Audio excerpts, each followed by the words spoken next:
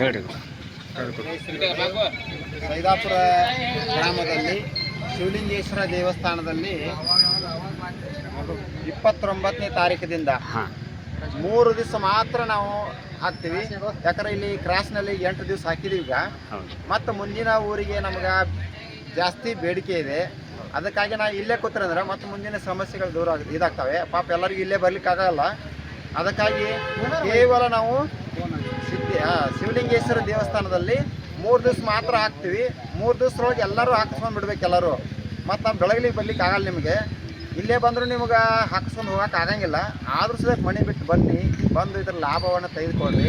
ಯಾಕಂದ್ರೆ ಒಳ್ಳೆಯ ದಿವ್ಯ ಔಷಧ ಇದು ನಮಗೆ ಸಿಗೋದು ದುರ್ಲಭ. ಅದು ನಮ್ಮ ಊರೊಳಗೆ ಬಂದದ, ಅದನ್ನು ಲಾಭ ತೆಗೆದುಕೊಡ್ರಿ ಅಂತ ಹೇಳ್ತಾ 2 ಮಾತುಗಳನ್ನು ಮುಗಿಸ್ತೀವಿ. ಸೋಮವಾರ, ಮಂಗಳವಾರ, ಬುಧವಾರ 3 ದಿವಸಗಳು